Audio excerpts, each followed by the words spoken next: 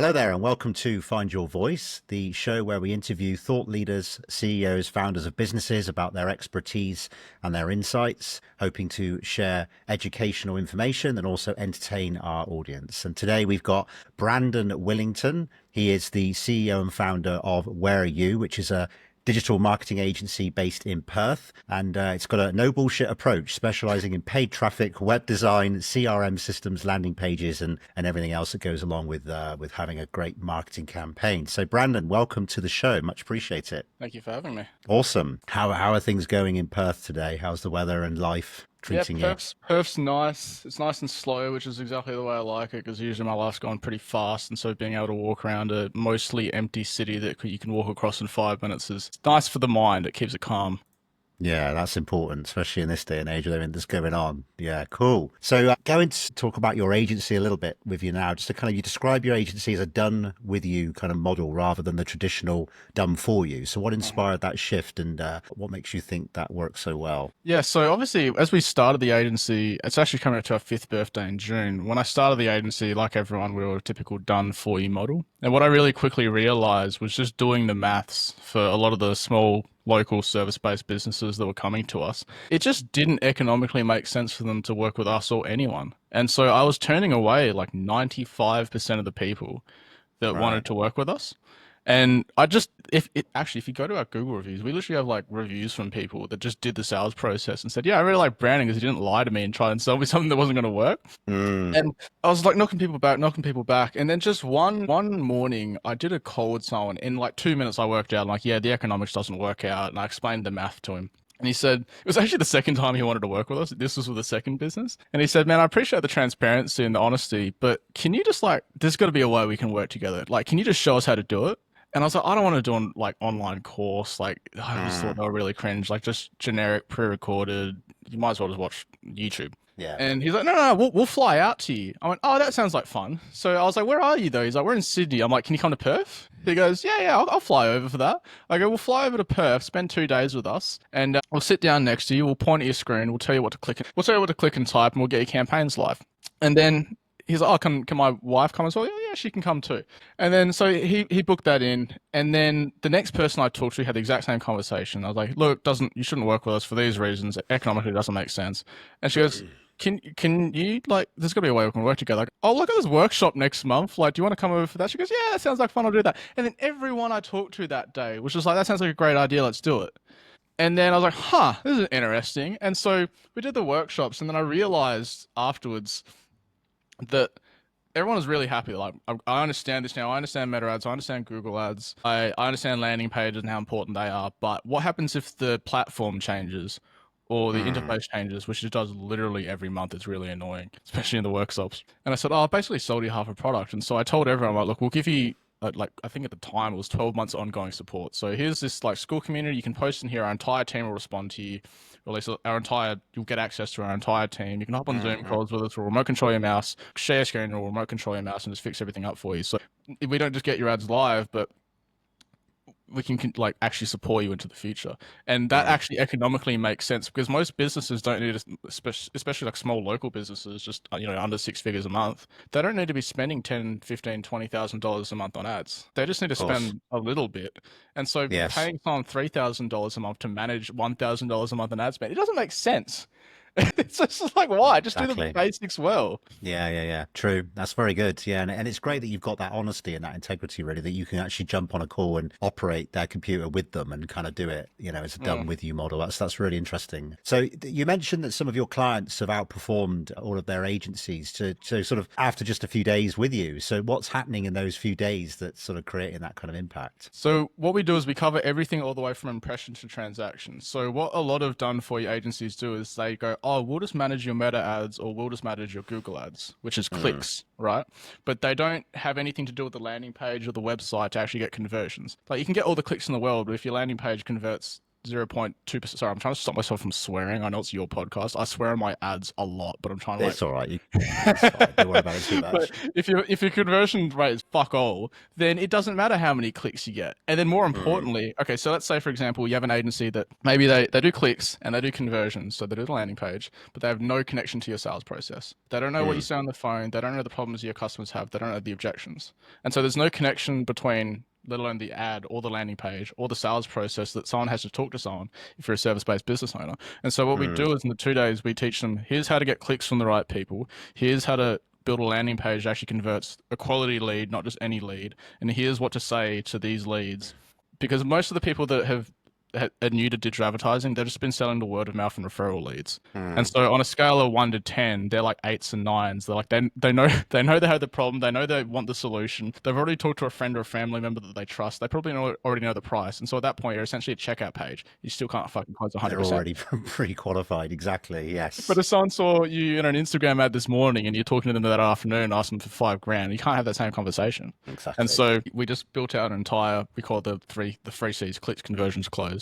And so we cover all of that in the 2 days. Fantastic. That's very good strategy. So you've seen a 350% increase in sales compared to this time last year. So what do you attribute that growth to, and how do you plan to scale from there? I think the market's shifting. I think there's a massive, I really appreciate all of my competitors because they create my market. They just burnt everyone and everyone's bitter and resentful towards every single done for you agency ever. And so when someone like me comes along and says, no, you don't need to pay me all this money to do it for you. You just need to sit down with me for 2 days and do the basics well. They really appreciate that. The number of people that we've had come through the With You program that have been burnt by SEO agencies, content creators, freelancers. They got one of my cousins in Manila or something like that to run their Google ads, and it didn't work out for them. I think there's so many people like, man, I could fucking do this stuff myself. And I come along and say, yeah, you absolutely can. It's funny because I start the workshops by saying, hey, I don't know if you guys know this, but I don't have any upsell after this, because as long as you can understand this and just lock in for 2 days, all of your marketing and sales problems are fixed. I don't have any problems to fix for you after this. Like, sure, you can hang around the community and stuff like that. And obviously we have people that do that. But that's it. I don't need to lock you into a 12-month contract because you reckon the learning phase and optimization takes 6 months. Like, I don't need to wait for the search engine to index your H1 because I'm an SEO dork or something like that, right? It's just, I think people are just really, really sick of, they've just been burnt too many times. Yeah, Looking for an exactly. alternative option. Yeah, but they want the honesty. That's the thing. They want someone who's not going to rip them off, and that's fantastic. So, what's your philosophy when it comes to balancing the paid traffic versus sort of organic marketing in 2025? So there's pros and cons to both. And anyone that's been following me for a while, you probably think I just shit on organic content all the time. I don't, just because I run ads all the time. I like using the analogy that paid advertising is a sprint, whereas organic, whether that's content or SEO, is a marathon. And so paid advertising is quick in the sense that, we literally had someone in the workshop that got a lead in 5 minutes within his campaign getting reviewed and going live. That's how quick it can be. Whereas content and organic, it's you got to film something, edit something, post something, hope the algorithm just gives you a boost to the right people, hope people go to your website. It's very slow. However, it builds brand. And so my approach to it now, the reason I'm doing podcasts, is because I've got paid advertising humming along really nicely. Well, now, as we're reaching more and more people, they're like, well, who is this Brandon person that keeps swearing at me on Instagram every single time I open my fucking app? Right? But I don't approach podcasts or content creation from I'm trying to get customers out of this. I'm just trying to build more trust and build brand. Because the only impression people have of me is just swearing at them when they open their phone. Well, exactly. Well, it's getting people to know who you are, isn't it? And that's the thing. 100%. We were going to talk about that next. Is kind of obviously you're working with us, Podcast Guesting Pro. We're going to get you on, the quality shows, talking about all these different strategies. And I think with the short form content, I mean, you tell me, what would you say are the benefits with the podcast, platform, the podcast guesting platform, that would be, sort of essential to your strategy? It actually supports the sales process. I was just on a call with someone that advises me on sales. I have a lot of different coaches. It takes a dozen people to keep me sane. And we're talking about the benefits of podcasts and how it really supports the sales process. So let's say, for example, you see me in an Instagram ad this morning, and then you booked in for the call with someone that's not me, like Tim or someone like that, on Tuesday afternoon. And between now and then, I send you a podcast, which, provides some value, has some case studies, tells you a little bit more about who we are beyond a 60-second Instagram ad. That's super valuable. We've had plenty of people come through the sales process and enroll in the program that had said, oh, I saw you on Reese's podcast and I watched that. I found it really useful. Oh, it's actually nice to get to know you, and you actually seem like a nice guy. You don't just swearing all the time. So that's where I really see it as, like, building more trust. Yeah, no, exactly. And when it comes to the conversations on podcasts, what would you say is important? Is it being your authentic self and telling people about not just the successes, but, maybe some of the pitfalls and challenges you faced 100%. as well? The brutal honesty. And I like this book. Do you know Principles by Ray Dalio? I've heard of Ray Dalio. I've not heard of Yeah, one of the book, chapters is called, I think it's Radical Transparency or something like Right. that. I read that like half a decade ago, and that's been my entire approach to life is just radical transparency. And the other thing as well is people don't listen to podcasts to listen to an ad, right? They don't want a 90-minute long video sales letter. They just want to get to know someone and the good and the bad things, because everyone's essentially their own PR manager on their Instagram account. And I'm the same. You go to my Instagram account, I'm not posting all the worst stuff that ever happens to me ever. It's, look, the doors of my car go up now. It's stuff like that, right? But building that trust and being honest and transparent, and when things don't work out, and all those situations as well. Well, we're talking about ads as well then. I mean, your ads are known for being emotionally triggered when the viewer is, by exposing the common pain points. So could you walk through how you craft those messages? I'm actually really glad you asked that question. If anyone watches any of my recent ads where I'm slouched in a chair, I want you to notice there's a little black, do I have it? Oh, it's my bag, but it looks very similar to this. Right. It's a little black notebook in front of me. And all it is, there's no scripts in there, but there's just a list of things that people have told me annoy them about the industry trying to generate leads. And so I go, SEO, content creation, freelancers, vanity metrics. All I'm doing is I'm slouched in this chair and going, they'll piss them off. And then I film the ad, I just talk about it. Next, and just talk about that. Because the brain has two systems of thinking. Depending which book you read, it's either called Thinking Fast, Thinking Slow, System 1, System 2. I learned red brain, green brain. So red brain is logic, rationality, like features, and the brain stops. Like, you think traffic lights stop, red light stop. And green is like, you could probably recall, can you recall a time when you're like having an argument with someone, maybe like a significant other, and emotions are running really, really high, and you say something so quickly that as soon as the words leave your mouth, you're like, fuck, 100%. I shouldn't have said that. Yeah, exactly. And it's because the brain thinks significantly faster when emotions are running high. And so the whole point of all of my hooks is to emotionally trigger someone. That's very good. Yeah, that makes sense, of course. So you're selective about who you offer the done-for-you services to. I mean, what makes a dream client for you, and what's this kind of red flag that you look out for, or a few red flags? Yeah, because we still have a done-for-you arm of the business. It's just we don't offer it to everyone. We just offer it to the right people. Typically they need to be a 7-figure company just so they've got the margins and it economically works out. Service-based businesses, like if you need to have a conversation to talk to someone, that's our bread and butter. And then honestly, just at the client level, I don't like clients that, when they're just like, you go back, actually one of the inefficiencies of done-for-you agencies is actually just the communication with an external contractor. Because if you're an agency, you're a contractor, right? If you have an internal team member, they're at the desk next to you, that communication loop is much shorter. Yes. But when you have an external contractor, it's like this. And so that communication lag, like we learnt in year 5, what our Chinese whispers works, right? That you talk to the contractor, they talk to an internal team member, then it comes back. There's this degree of communication erode. And one of the things that can really expand that is when you give the client something and they go, the shade of pink is wrong, change it, and then goes back and goes back. And then it's like, I don't like this one word that like only 3% of people are ever going to see. That communication, like my favorite clients are the ones that are like, I have this one client, I still send him ads to review just to, like, it's his brand, right? I'll send him the ads and he's like, and I don't know if you've realized or not, but I never read these things. I trust you, just publish whatever will work.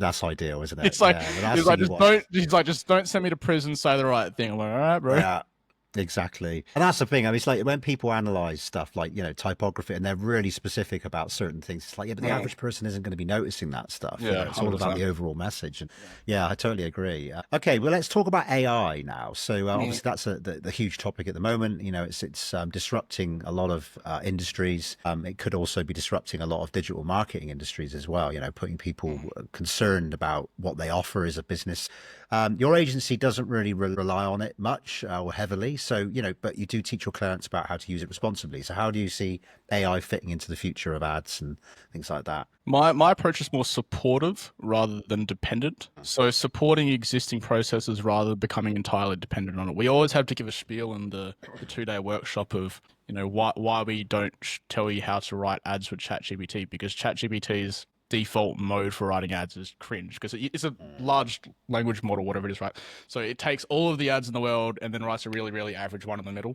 And so we had to teach them the principles of what makes a good ad, so that when ChatGPT spits something out, you can go, oh, that's not good for these reasons. You can use it for like ideation and things like that, and to kind of like spitball ideas with.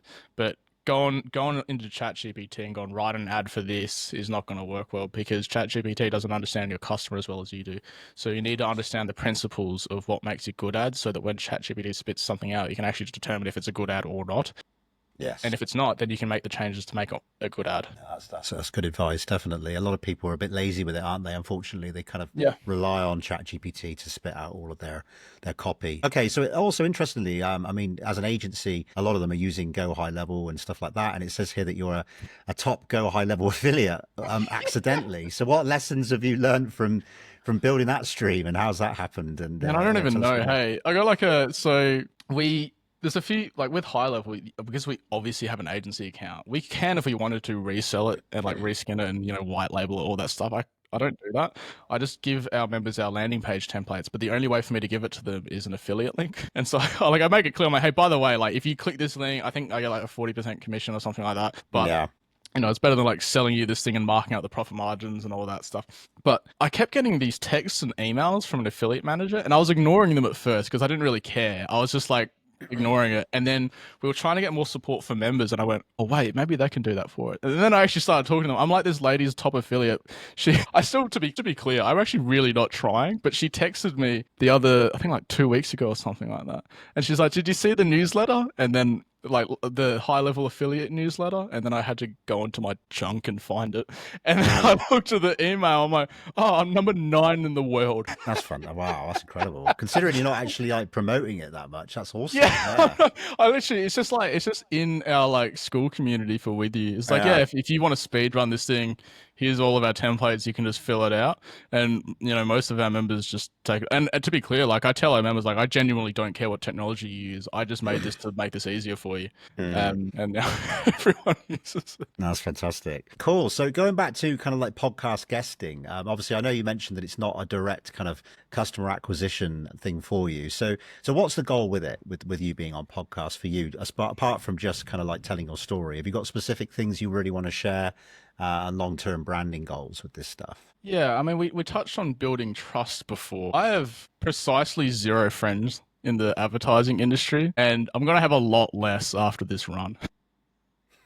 Okay. Because there's just so much, and I'm sorry, I'm swearing a lot less than usual, but there's so much bullshit that I'm like, why is that a thing? Like, that doesn't make any sense. The customer doesn't benefit from that at all. It creates massive inefficiencies. It's not economical. You're frankly legitimately lying to people so many times. It's just frankly disrespectful to people's intelligence, and it pisses me off. And I like starting fights on the internet. I'm frankly undefeated when it comes to being a keyboard warrior for a decade. Undefeated. So whoever wants to smoke, we can talk.